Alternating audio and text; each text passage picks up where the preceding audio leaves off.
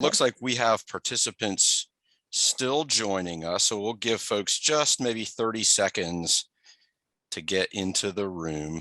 I always feel like when you start a webinar, it's a little bit like making popcorn in the microwave. You just have to sort of, wait for the right number of kernels to have popped before you get started. So we'll give folks another 20 seconds or so and then get rolling. Glad folks who are here. And we're excited to have this conversation with you today.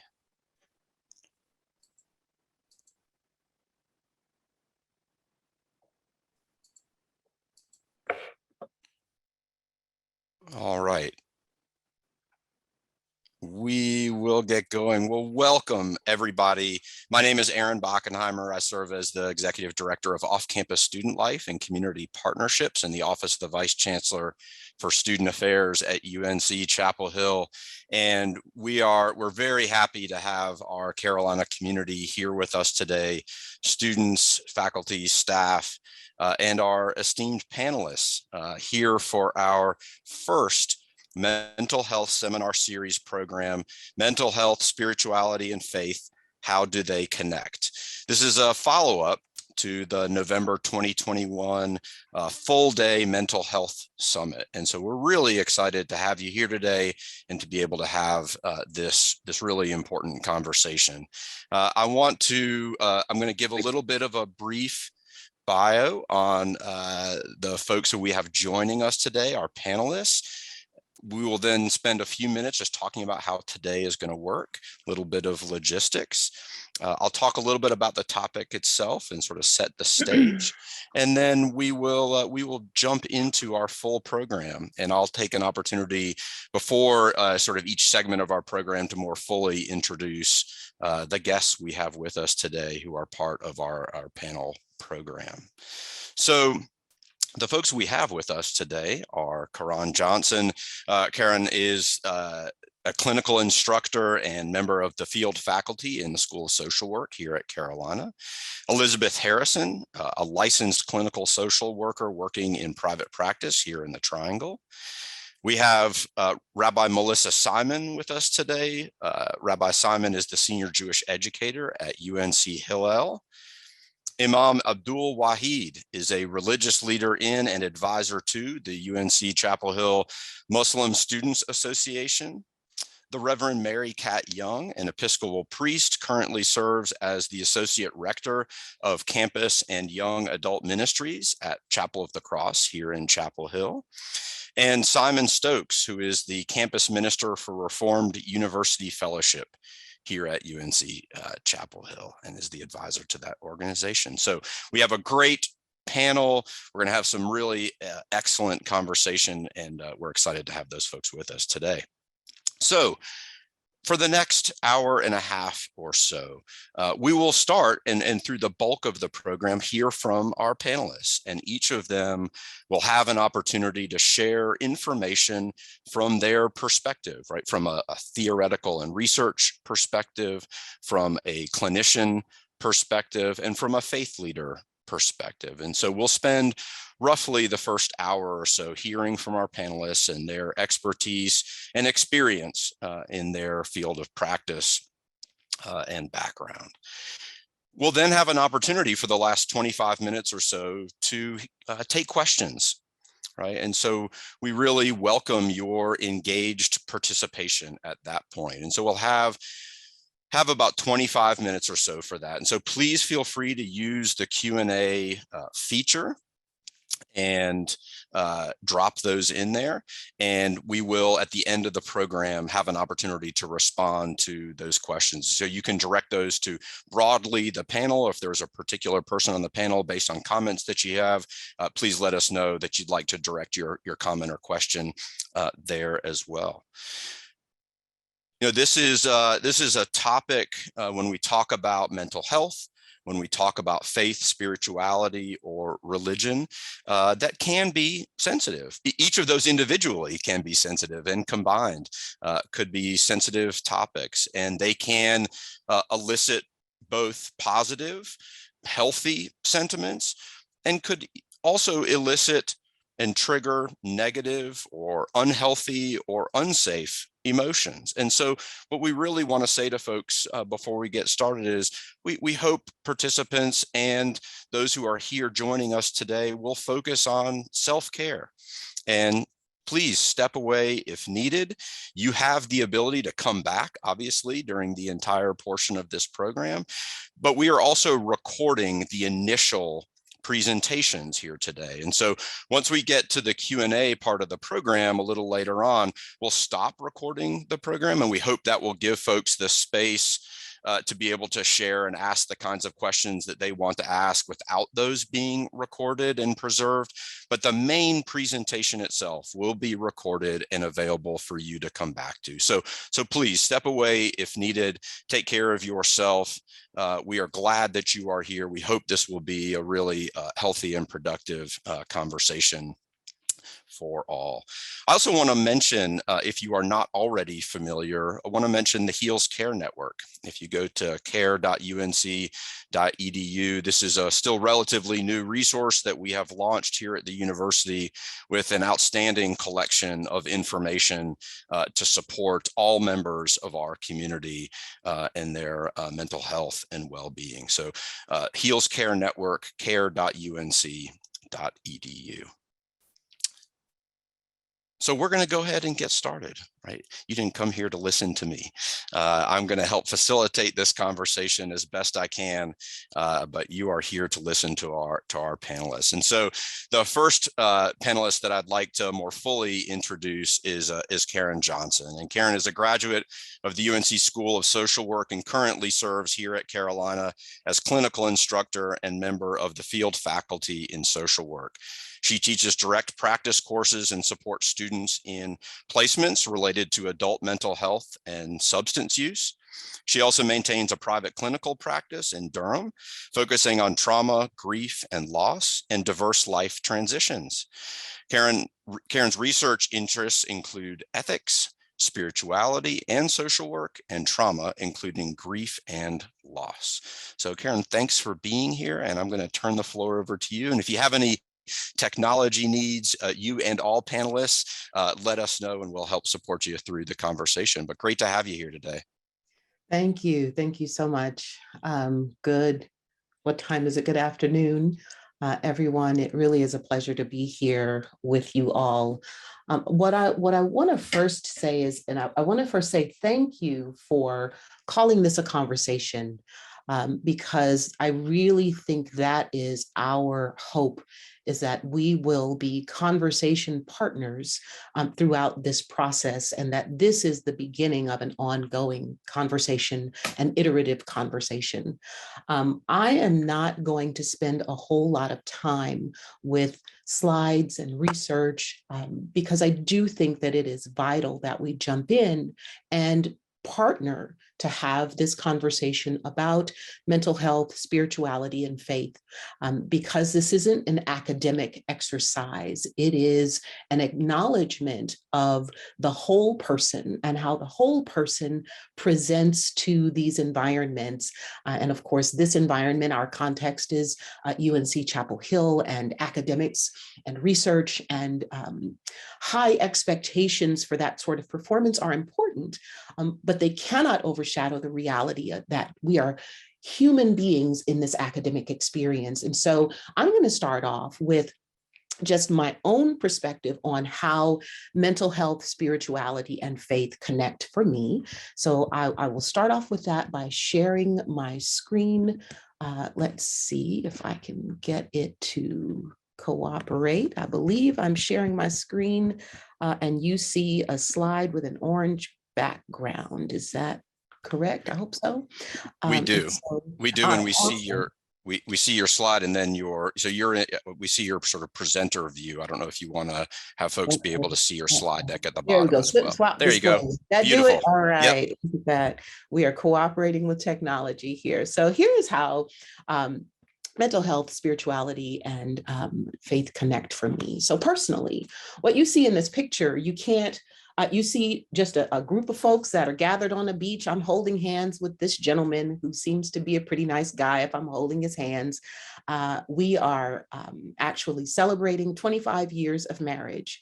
What you don't see is the numerous expressions of faith and spirituality that are gathered around us.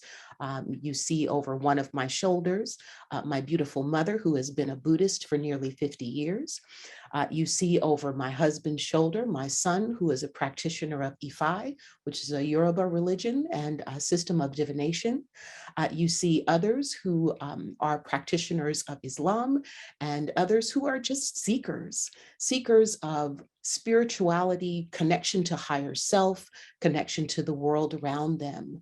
And so for me, that is very personal. I have lived my life being both curious and loved and embraced in many different ways that have shaped my identity, shaped my community, shaped my relationships. As you see, we are being overseen by a Christian minister who is going through the process of reminding us of those vows. And so that's a part of my own life and my way of coping, and it shaped my values. Also, professionally, as a social worker, I am surrounded by the reality of faith and spirituality and mental health, because as social workers, we work from a systems perspective. And my clients that I work with, they clearly see in my information that I welcome the opportunity to work with them and with those for whom spirituality, religion, or faith are systems of importance. Because again, as a social worker, we recognize that systems inform and influence each other and the individuals within them. And one of the really great analogies that I have seen about systems is the analogy of baking.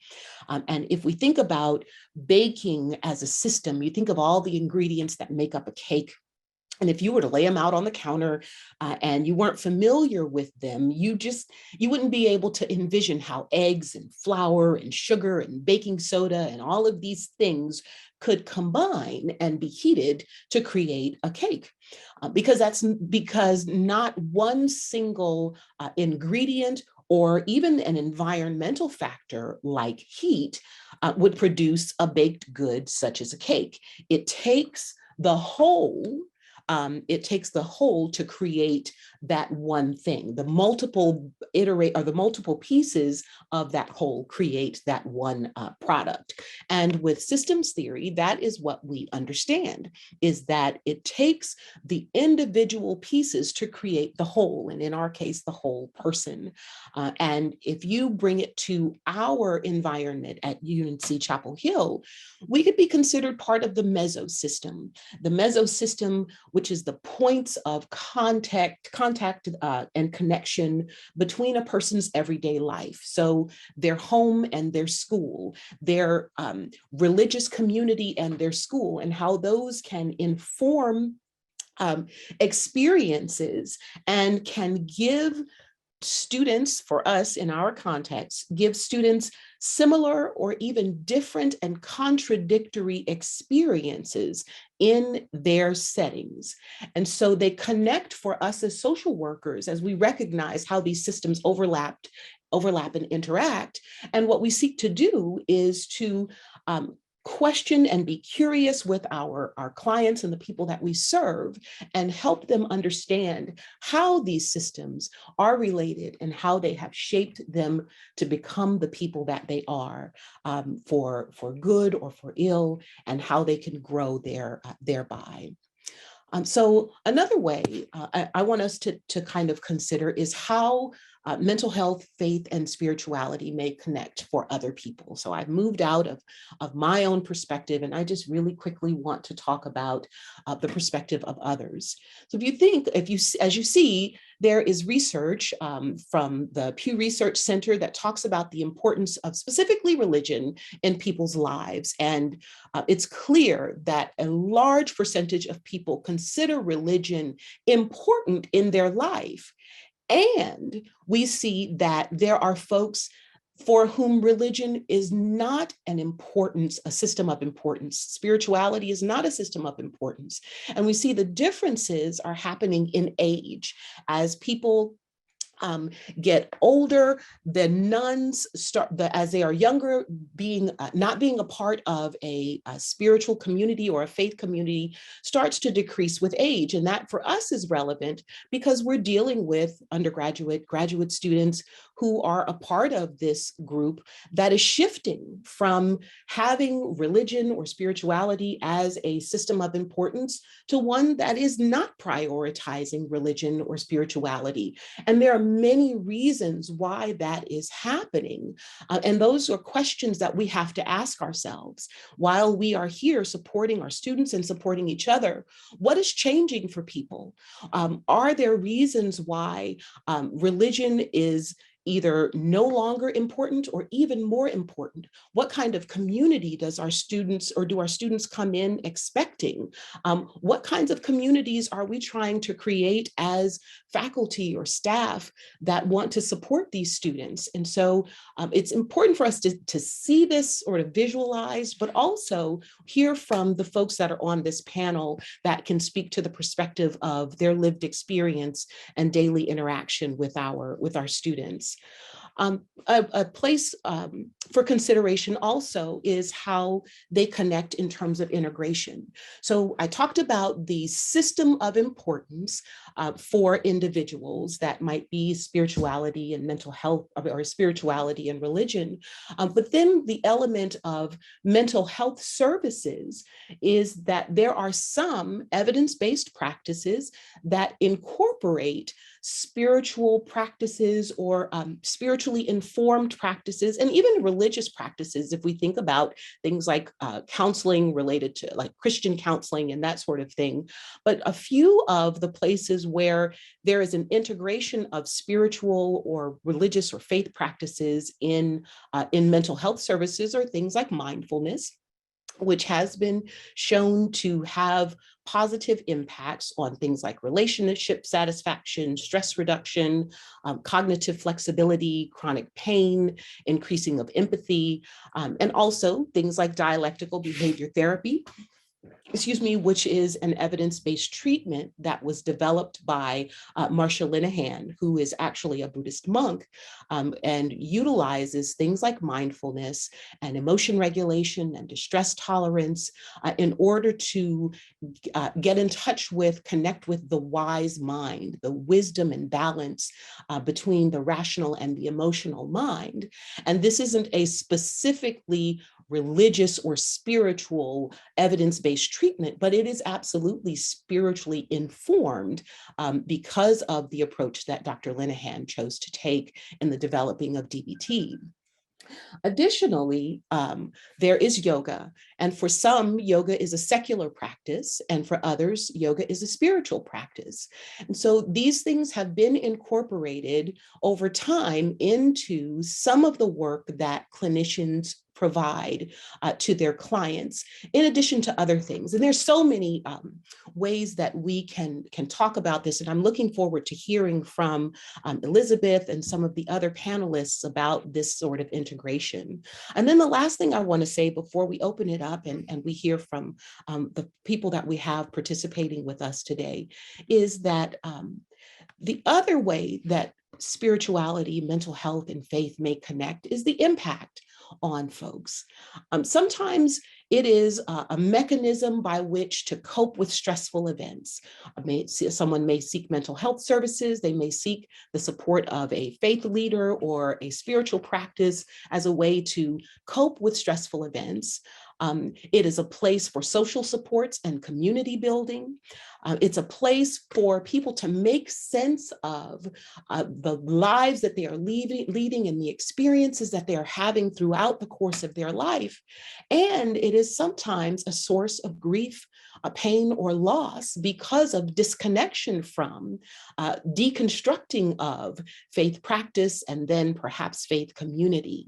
So there are both positive and negative aspects of impact for individuals as they are navigating spirituality and faith and mental health. And all of these things are really important for us to consider as we are working not only with students, but as we are navigating our own lives and embracing the whole trajectory of ourselves throughout this lifespan. So I want to just stop now because I feel like I've talked more than enough. And I am going to step back, and Elizabeth is going to speak a little bit more from a clinical perspective. And then I think we're going to open it up for the rest of our panelists to offer their wisdom and insight. Ron, thanks so much. That was really excellent, and for me really helps frame and ground this conversation in some really important ways. So I think you've done an excellent job setting the stage, and we look forward to hearing more from you as perhaps we get into some of the Q&A later in the program. I want to take this opportunity, as was mentioned, to introduce Elizabeth Harrison to the panel now. Elizabeth, as I mentioned, is a licensed clinical social worker working in private practice here in the Triangle. Elizabeth has a dual master's in divinity from Duke Divinity School and social work from right here at the UNC School of Social Work. This educational background allows Elizabeth to approach therapy from a comprehensive, holistic lens and has given her deep respect for the unique spirituality of each individual. Elizabeth is dedicated to restoring balance and wholeness in her clients' lives, and she uses a collaborative approach that empowers clients to connect with the source of strength and wisdom within themselves. Elizabeth, thanks so much for joining us today, and the floor is yours. Great, thank you so much. First, I just want to thank you all so much for creating this space. This is such an important conversation, and I'm glad I'm able to be a part of it.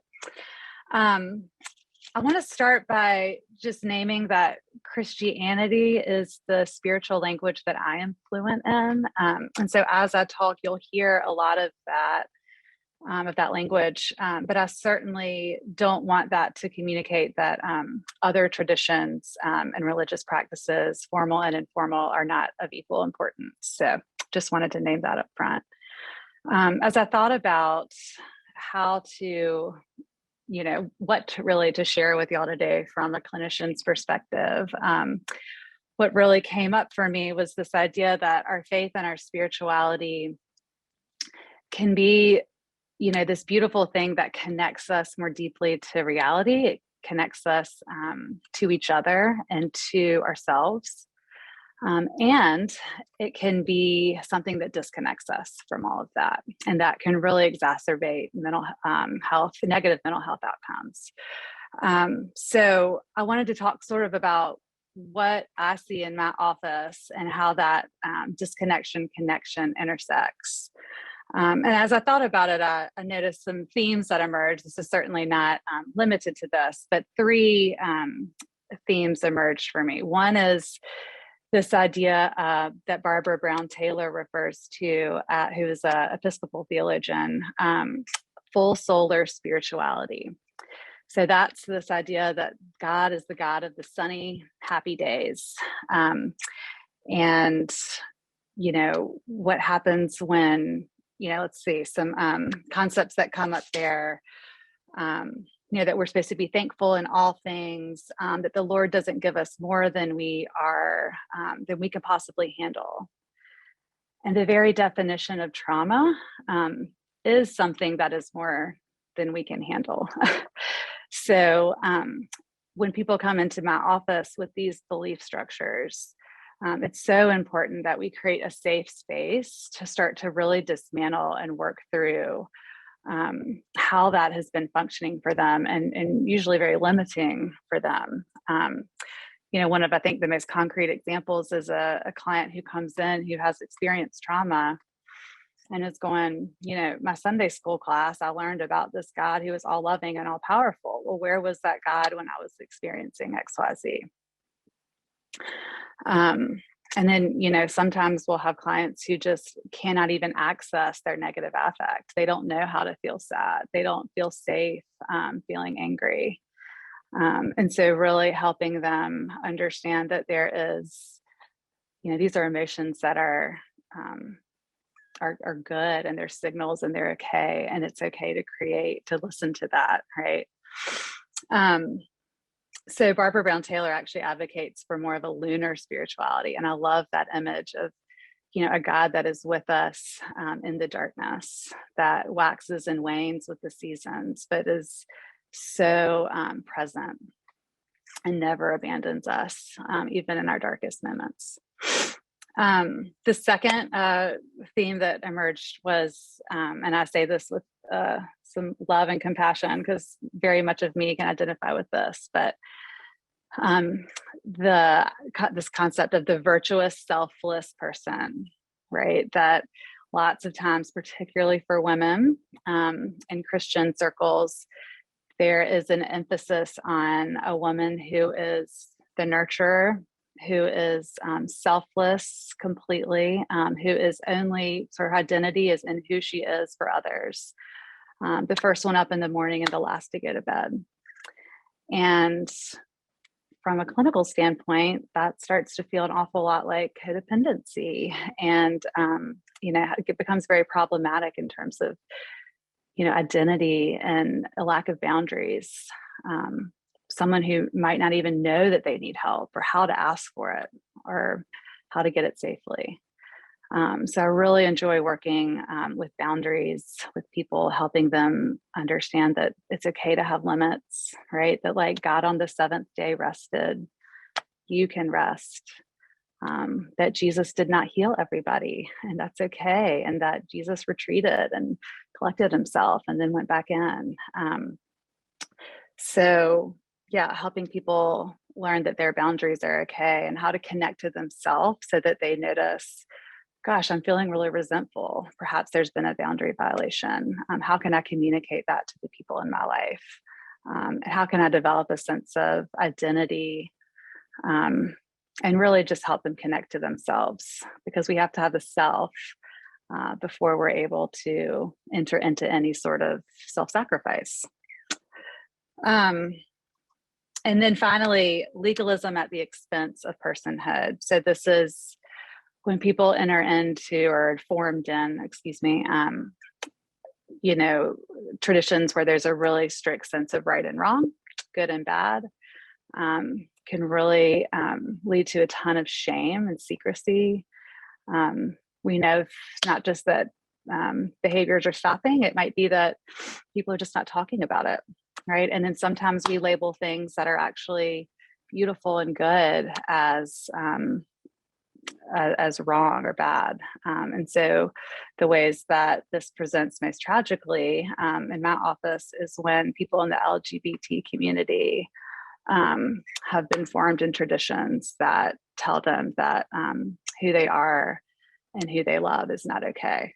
And even as something as seemingly benign and well-intentioned as love the sinner, hate the sin, really what that's doing at the heart is, alienating these people and not affirming.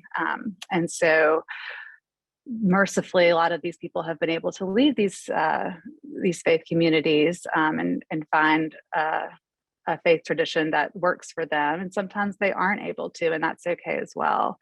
But even when they have left, lots of times they're still encountering this at home with their families of origin. So it's, this difficult journey of setting boundaries and protecting their mental health. And how do we stay in relationship or not, right, with people who are continuing to speak violence over them. So I think in general, there's so much to all of this, but those are just three things that sort of I encounter often and wanted to name, and certainly open to more discussion. I think it's, someone once said, I'm not sure where I heard this, but it rings so true, that we become sick in isolation and we heal in community. And if our faith practices are not bringing us more closely into connection, then I think it's important that we evaluate them and find a safe place to do so. And I want to say, lastly, I'm very grateful for all the church communities that have walked with my clients and with me through dark times. And I've seen this done so well. Like some churches have offered to pay for co-pays, help clients with those financial barriers to accessing professional support. They have Stevens ministers or congregational care ministers who walk with clients. These are trained lay people to offer support and just embody that steadfastness and that abiding presence. And I've also seen, support groups that are offered, certainly substance use, but even beyond that, like depression, anxiety classes, divorce care, grief classes. All of this is so important. I think that we're doing it under the roof of the faith community where possible. And it certainly goes a long way to destigmatize and normalize that this is a part of our lives. And our spirituality can certainly be a part of that and connect us to one another through it. So I'm excited to hear what the other panelists have to say. That's all for me for now. Thanks so much, Elizabeth. That was really wonderful and a fantastic transition and bridge from the more theoretical and research-based conversation to sort of how does that theory transition to practice in the lives of so many in our community. So thanks so much for that. And again, look forward to hearing more from you as we have an opportunity through the Q&A session. What I'm going to do now is give us a little deeper background into our faith leaders who are with us today. And I am very privileged in my work here at Carolina to get to work with all these wonderful folks. And so I know them, but I want to take an opportunity to introduce them to you. So I'm going to introduce them all up front in the order with which they're going to share some thoughts with you today. So first, we are going to hear from Rabbi Melissa Simon.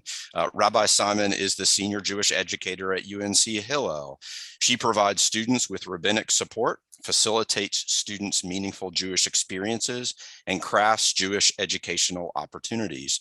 Prior to joining the North Carolina Hillel team, Rabbi Melissa was the Jewish chaplain and Hillel director at Muhlenberg College and the director of lifelong learning at Shir Tikva, a Reform synagogue in Minneapolis, Minnesota.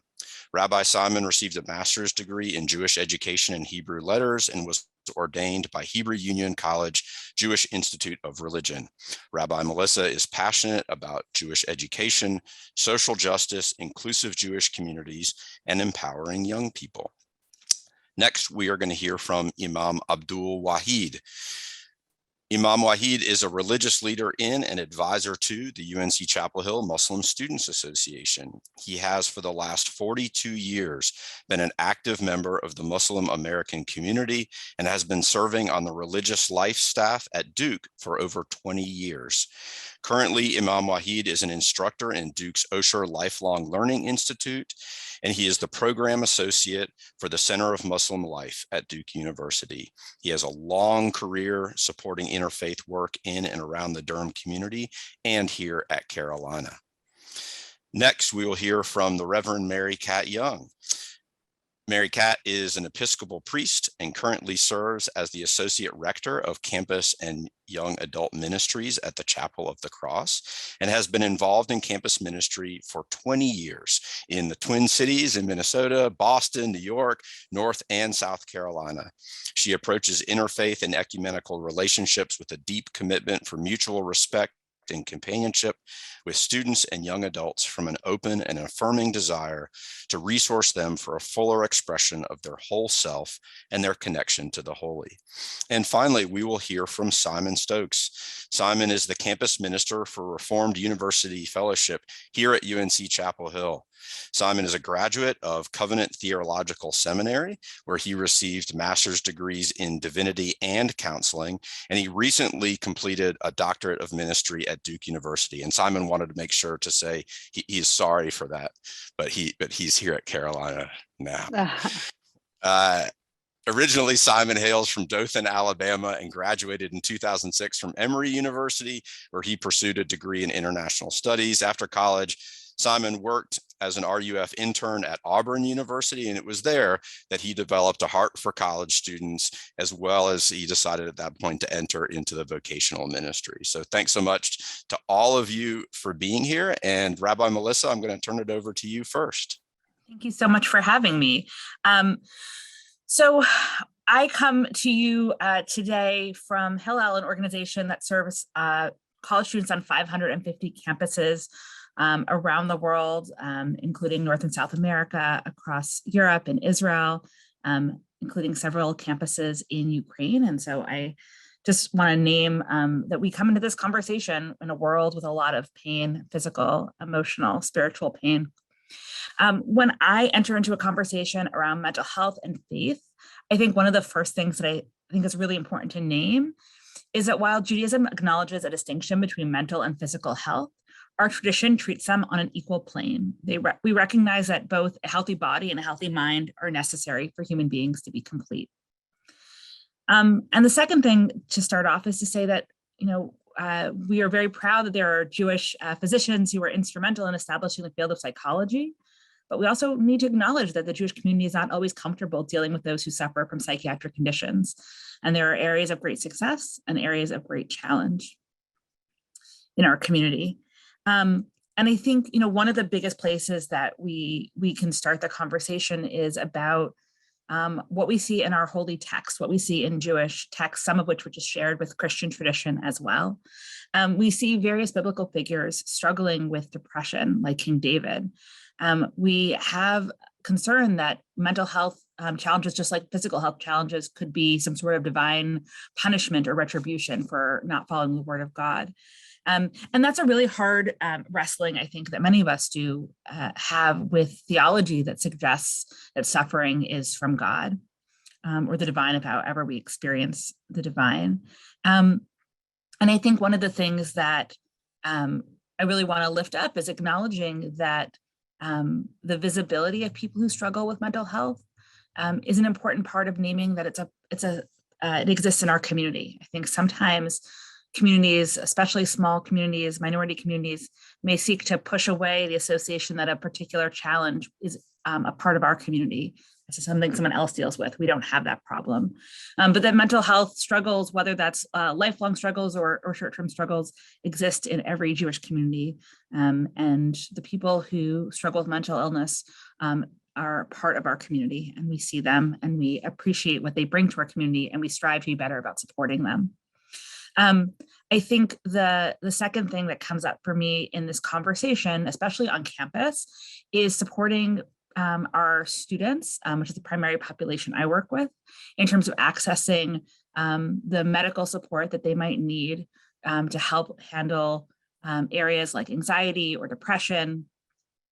I think that one of the things I see is that we may even experience not only mental illness at a higher rate, but we have a diagnosis of mental illness at a higher rate than the general population, given how small of a minority we are in the United States.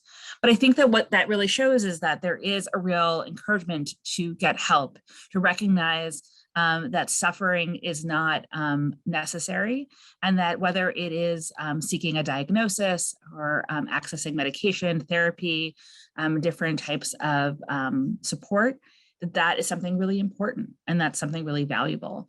And so one of the big things that I have really strived to do in the work I have on campus as a rabbi is differentiate between what I do as a rabbi, provide pastoral support around life cycle moments, and how that sometimes leads to a point where I say we need to make the circle of care bigger, and we need to walk over to CAPS and access mental health resources for our students, or make a referral to a therapist, counselor, psychiatrist, or psychologist. That there's actually limits to the work that I do as a rabbi, and part of the work of being a clergy person, in my opinion, is being able to acknowledge that just like I would refer someone who had a broken arm to a doctor and help them get that set in the cast or whatever they need, that I would also do the same thing around mental health and mental health support.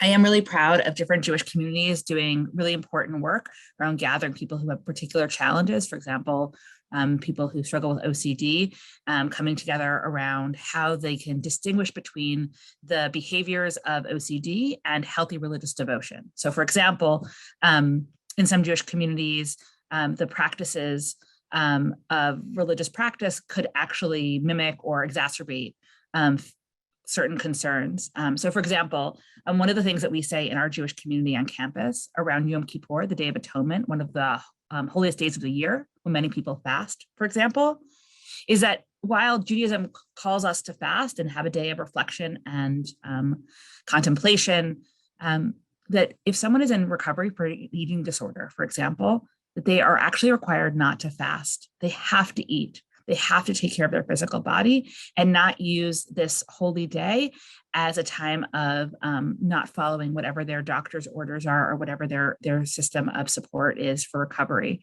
And I think that's really important, that religion has an incredible gift to us to teach us about how we can strive to be more whole. But it isn't the limit, that sometimes we have to be able to acknowledge that that we need to do something a little bit different in order to take care of our physical bodies.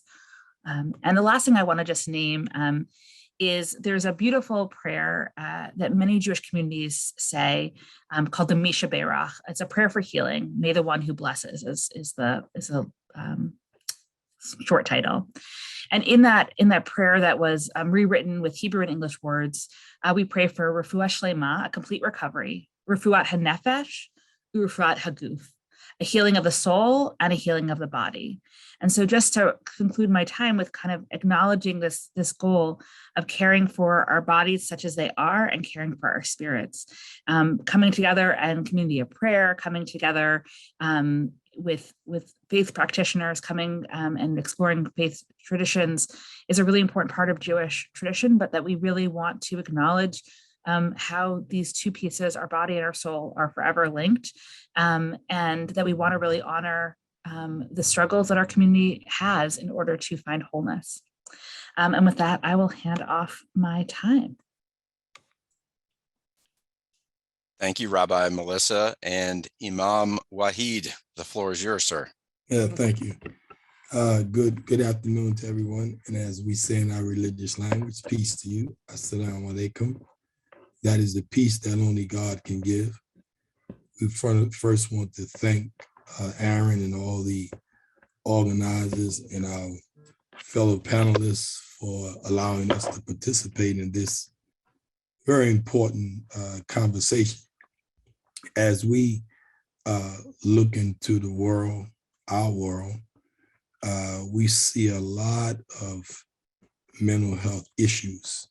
And the reality is that oftentimes we don't even see as much of the issue as exists right now. It's very startling, the growing concern among human beings in relationship to mental health. There's a lot of pressure on the life of human beings from multiple angles. And often our students and young people, they have been being bombarded in a way that sometimes is incomprehensible. Therefore, for us, we believe valuing and appreciating spirituality and higher authorities in our lives will help all of us navigate the maze that the environment constantly is throwing at us. In Islam, the religion of Muslims, aims to address, as Melissa said, and we agree, the whole life of the human being.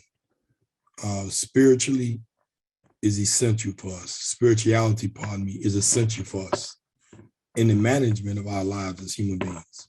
There's a saying in our holy book that God said, by the soul and the order and the proportion given to it.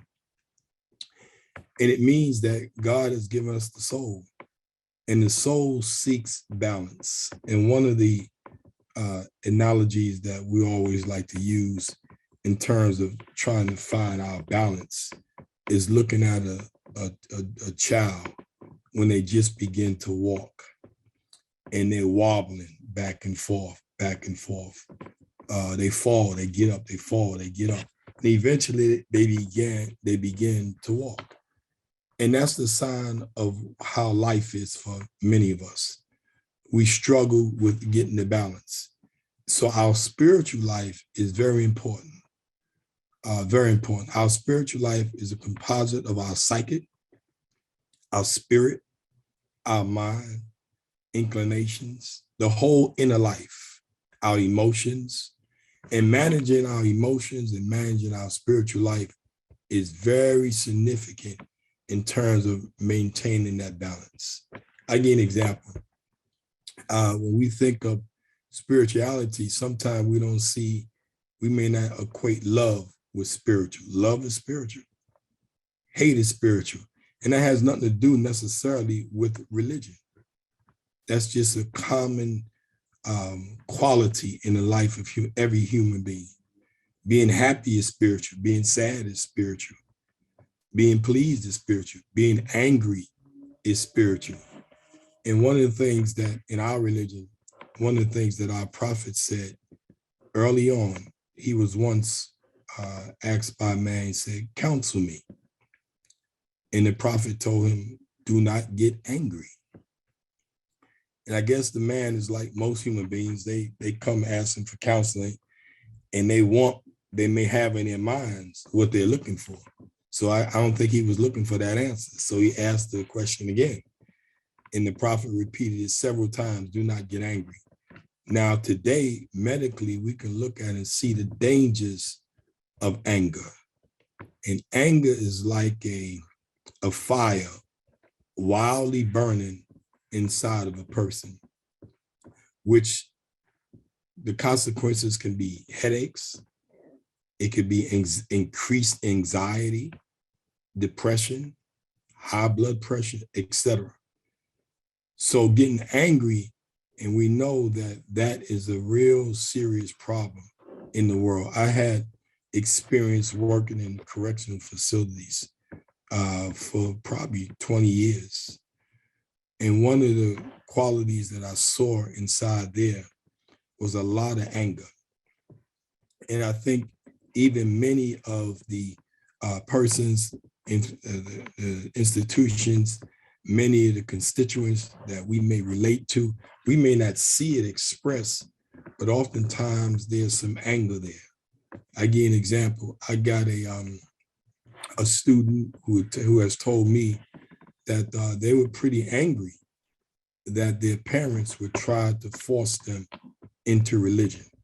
And sometimes those are the things that increase the list of people in the nuns, as was shown earlier on the screen.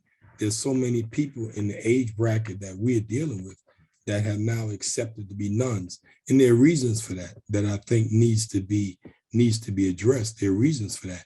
Oftentimes it's because these youngsters are seeing religion presented in a way that's contradictory.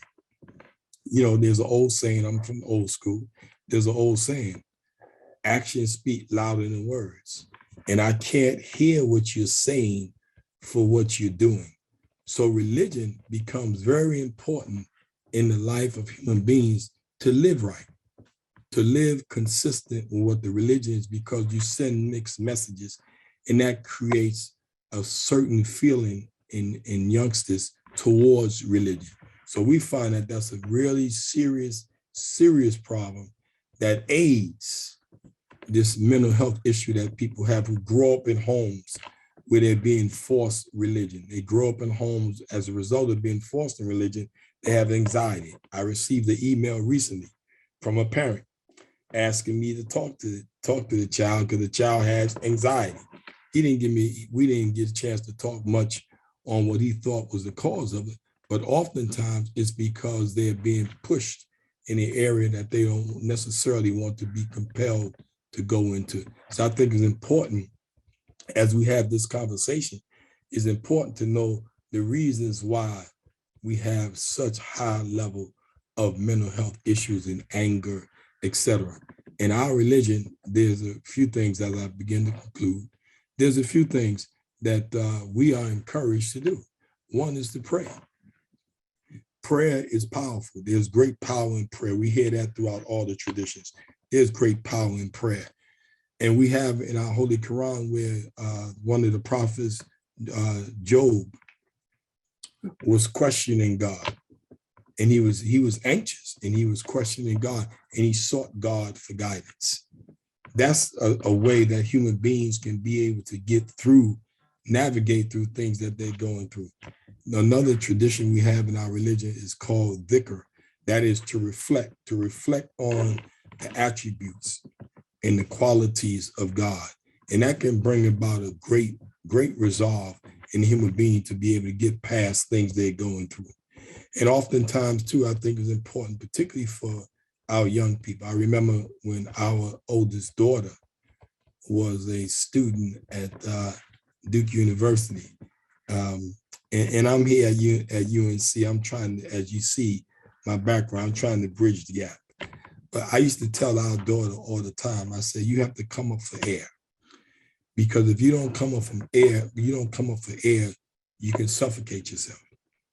So I think it's important that young people that we're dealing with these issues, sometimes I think it's important for us to tell them to come up for air. I think someone was saying a little while ago, come up for air. And at the same time, begin to do things that you love doing. That would also help to relieve anxiety, etc. And lastly, we always encourage Muslims. Some Muslims are very reluctant in looking to professional help, but we encourage them very strongly. There's a chapter in our book, holy book, the Quran, where God says over 37 times, which of the favors of your Lord will you deny? And our prophet said that science is my weapon. So we recognize in Islam that God is the Lord of all the systems of knowledge, all the sciences. So we as human beings ought to take full advantage when we need to have help, and we have to seek outside of ourselves to receive this help. Thank you for allowing me to participate in this conversation. Imam Wahid, thanks so much for your contribution today. Yeah. Reverend Young. Good afternoon. So I am speaking from the Christian perspective, from a Protestant and Catholic historical denomination, the Episcopal Church or the Anglican, Worldwide Anglican Communion. And so, not to be confusing, I'm an Episcopal priest. I'm not Catholic, but our historic tradition does embrace and kind of reaches all the way back to our earliest roots in Roman Catholicism.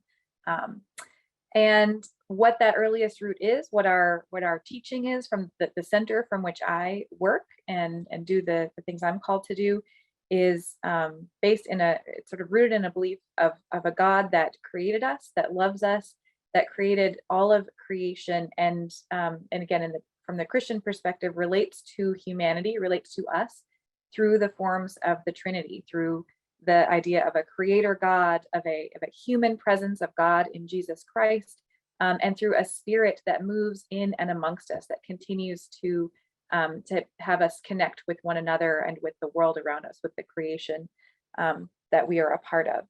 And that God of love is capable of sort of filling in the gaps between ourselves and God, that it's a relationship that we're in, whether it is that the farthest reaches of the universe or the very nearest close, almost tactile, tangible relationship that God kind of fills in between, and that we're capable, we're invited to love that God and to receive in return, receive a love of that God, but then also to turn to our neighbor and love our neighbors in the way that God, again, loves and receives all of us.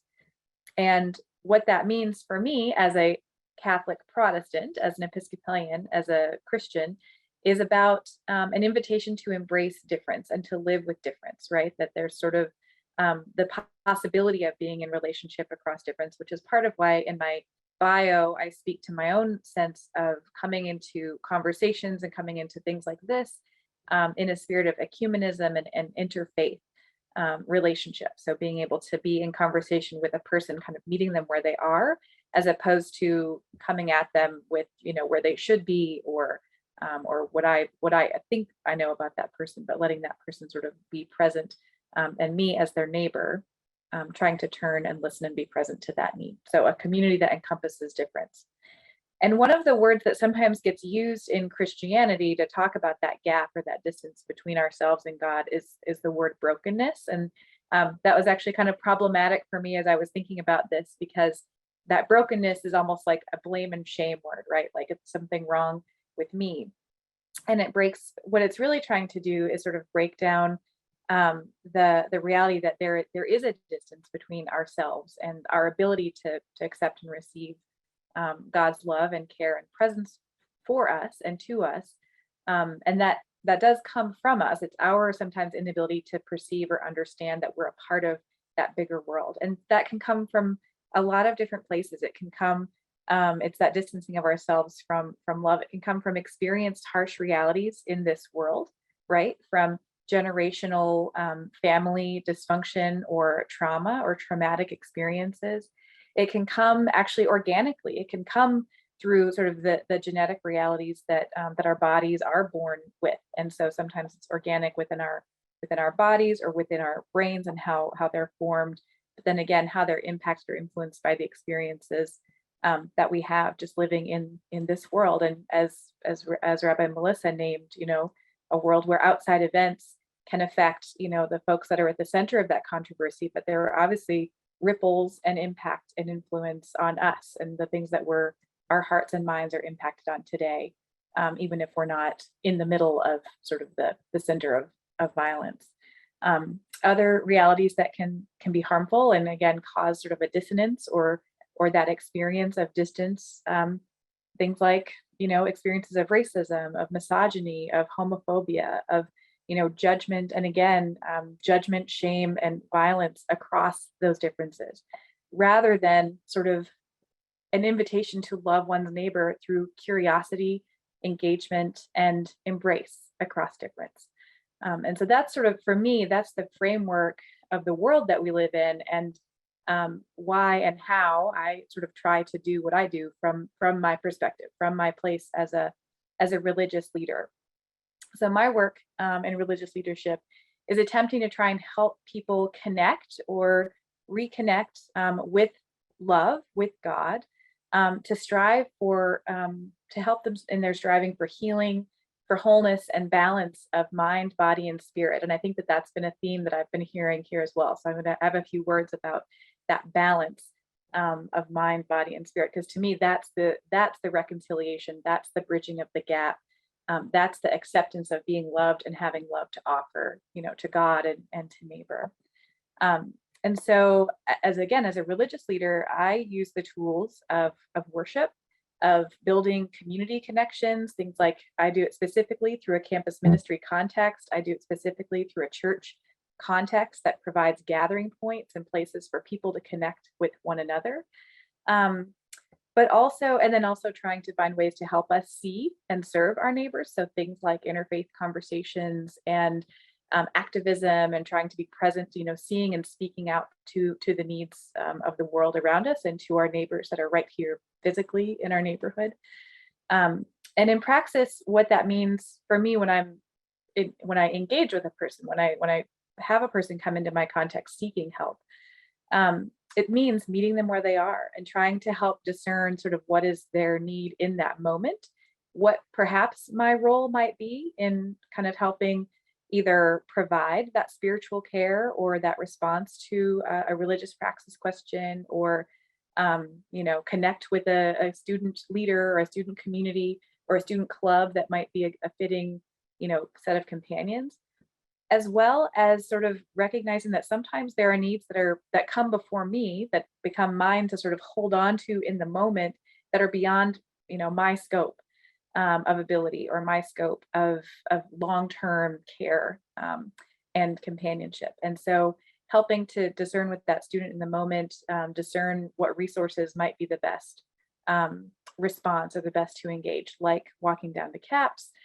or reaching out to maybe a colleague from another faith tradition who might, you know, have some insight into the questions or concerns that end up in front of me. And again, sort of encompassing and including, you know, I liked what Rabbi Melissa said about making the circle of care bigger, because that acknowledges, you know, that again, there are things that I certainly have a handle on and have the ability to offer and care and support in the moment, but also there are things and people that I'm in relationship with and a network beyond, you know, this university network and et cetera, of just being able to say, gosh, there's just so many people that really are involved in this or know this better or can be our companions in this conversation and can kind of help move you a little further along in what your needs are. So sometimes, and I want to yeah, so just naming that there are other folks that are out there doing that. And I'd noticed the question, and I think Melissa responded to it around fasting, but that perked up for me. So in the Christian tradition, we have a season ahead of us. Just this week is starting the season of Lent, which is, you know, traditionally has associated with it fasting. It's a penitential season. And one of the things that made me think of was in our, there's a nice little saying in our tradition that all may, some should, none must.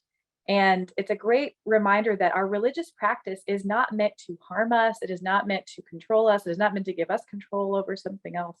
If fasting is a practice that you're doing within the context of a religious discipline, you know, with support of a community, then it could be a very wonderful spiritual discipline that might, you know, lead you to a deeper understanding of where God is present, or ways in which, you know, you have a need or a hunger and you might feel that in a different way. But it is not required. And that is true of sort of all of our religious disciplines. There's the opportunity and the invitation to participate, but there's lots of different ways that we can have our religious practice that are not harmful to the self, to the spirit, to the body. And so again, I think my response to sort of this panel and my invitation to be here is to think about what are the ways that me as a religious practitioner helps my community members, helps you find balance in your mind, body, and spirit, whether that's through spiritual practices, learning, connecting with community resources, in order to become more fully able to accept and participate in and offer the reflections of that love that I believe that we're called to walk in, that we're called to live. You can look out, you know, you can look out the door and you can look on the news and you'll see lots of reflections of people that are distanced from that love and are struggling with that. And again, that's sort of where that word of brokenness comes to mind when I think of the ills of the world that we struggle with in our communities and in our relationships. But really want to name that the work that, you know, I'm trying to do and that I'm doing with all of these wonderful community members is about helping people find that place of healing and wholeness in body, mind, and spirit, so that we can be a part of the love that's being reflected in the world and being acted on in the world, and not held captive by the things that keep us from experiencing it and from then showing it to our neighbors in need. Reverend Young, thanks so much for your words today. And Simon, I'm going to call you Dr. Stokes now that I can. So Dr. Stokes, last but certainly not least, thanks for joining us today. Thanks, Aaron. Dr. Stokes is my dad. You call me Simon, but I want to say, Karen, we need to talk at some point. I have my doctorate is in social systems theory and integrating that into pastoral ministry. I'd love to talk with you about that. So the way that I'm coming from things as an evangelical Protestant. And so the way I tend to think about mental health and the way those things are connected, especially because of my counseling background, is thinking through community and love and suffering, because those are all things that students generally experience or will experience at some point, or especially in terms of community and love, long to experience. And so I really think that, and I spend a lot of time with undergrads, that for many undergrads, that it can be a very lonely place at UNC. That part of how they got into such a great college as this one is that they learn how to delay a lot of gratification, learn how to delay a lot of sense of self, and that they get here and they're kind of in this double bind where they really want to have fun and they really need community and they need friends, and yet they also really delay those things and really will struggle to make friends and know how to make friends and really be in relationship with people, because it's just easier to grind it out and study. And like they're really caught in this double bind. And so creating spaces where they can make friends is actually one of the best things you can do for mental health. Because especially being away from family, one of the things that students most need here is just people who see them, who know them, who enjoy them, that they can be enjoyed by, and that they can have fun with. That there can be so much anxiety around the campus and around their performance, that if they don't have people to vent some of that with and relax with, it is actually kind of crushing. And so I see a lot of my work is kind of creating some of that community on campus and seeing that as a legitimate avenue of helping with mental health. Secondly, people are broken in community and broken in their families of origin. And that in a lot of ways, a faith community can be sort of the second family where all the ways that they're broken can kind of be healed and redeemed in some fashion. Jesus talked about, as you follow me, that you'll actually get mothers and fathers and brothers and sisters in the kingdom. And I really do think that part of building a community that's centered on God at this campus is actually providing people with some of those familial relationships or sort of familiar relationships where they can have their experience of the brokenness of their family redeemed in some way. I did a retreat last weekend with students, and it was on how to essentially how to pray and why prayer is so important and helpful, and not just connecting with God, but also in connecting with yourself and knowing more of who you are. And one of the people we took was not actually a student. He just comes to our group, but he's in the area. He's from a very poor background. He works as a lifeguard in the area, has a real strong history of abuse. But we were talking about praying, and we started to pray, and he started to have a panic attack in the middle of it. And so I went and I sat with him, and we talked through a lot of the shame that he was feeling about himself and about the fact that he didn't have a dad. And I held him and I cried with him while he cried and just wiped the tears away from his face. And like, that's part of the power of community, that people need other people to see them in their brokenness and their sadness and say, I see you, I love you. And we can be a part of restoring this together. And I mean, part of being a man here, especially in kind of pastoral work, is you kind of act as this father figure for people like that. And especially for men who didn't have great father figures, it can be a real privilege to do that, but for women as well. So there's community that's part of it. I think secondly, for love, like people really need to know that they're loved apart from their performance. And this is a very performance-driven place that's not just academics, but it's about image, it's about athletics, it's about beauty. And if you feel like you don't measure up, or if you feel like you fail in one of those things, it can make all the other stuff that you're doing well in not seem as important or good.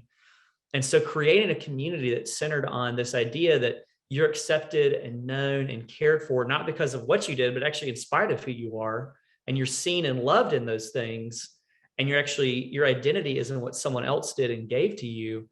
That's actually a really powerful and important thing for students, as they wrestle with their performance and their anxiety over their performance. Or like sometimes depression can be wrapped up in the sense of, my parents, their expectations were up here, and I'm like failing in my pre-med studies, and so I'm down here, and I'm not worthy of love, and I'm not worthy of being accepted, and I'm terrible. And entering into that shame with them and loving them in that, and having multiple people around them, again, that community part where they're saying, I see you, I love you. I feel like there's lots of areas in my life where I failed as well. And you're known and you're loved here is a huge help for my students' mental health. I mean, part of what I feel like I get to do is I just share embarrassing stories about my life, and huge mistakes that I've made in life, and let them know, like, just because I'm an adult doesn't mean that I'm a perfect person.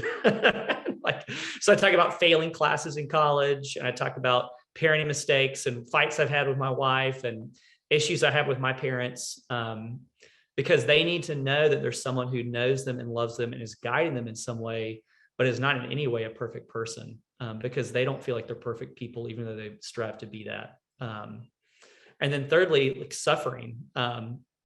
This is like, everyone at some point will suffer. And I think helping my students to understand a place for pain and suffering in their life is really important. Especially, I think someone mentioned earlier, like that kind of sunshiny, like God idea of God, that like God is just there in the happy moments, but he's not there in the sad moments, like trying to kind of dispel that. I mean, like the idea of the Christian God is actually that like he bore a cross and he wept and he died. Like that's a God that can be with you in really sad times and sad places. And a lot of the developmental aspect for students at this kind of time in life has been shown to kind of be connected to a change in identity and a change in emotional identity and social identity and relational identities. And that like part of that can sometimes manifests itself as depression. And so I have a lot of students who feel really depressed and don't know what to do with that depression. And I mean, I walk people to CAPS. I farm people out to local therapists.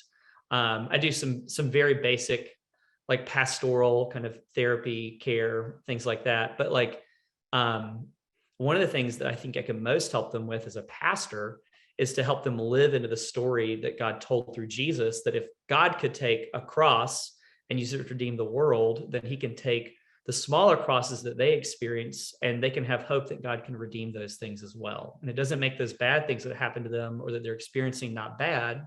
The cross was bad, but what it means is that God can actually work in that and like actually bring healing and hope at some point. And some of my work is to help people wrestle with that and deal with that and support people in that as they get buffeted around by suffering and times of deep disappointment and pain. And I had a student last semester, but I met with her every week, and she was seeing her own therapist every week. But we made the decision together that she needed to withdraw from school and enter into inpatient treatment for a history of abuse. And just getting to like name that with her and celebrate with her, like that she was exiting the idea that she was going to keep her identity was going to be achievement, and she was going to enter into a place where she was going to leave achievement behind to find healing through her brokenness, was actually a really important way to frame that transition for her, and was a really powerful moment for her as I and our leadership team took off our shoes, because it was in a meeting that we were talking about this, and said, this is holy ground, and we prayed for her, we blessed her as she left. And like, to give people a sense of a place to deal with that suffering and people to deal with that with, and a community to redeem that in, and to be loved in that. I think that's one of the best things I can do for people mental health wise. And that's part of why I've been doing this for almost 10 years, is because I love it. And I love being with students in it. And I love the challenge, and I love the opportunities to see God work in that. So that's a big part of what we do. Thanks, Aaron.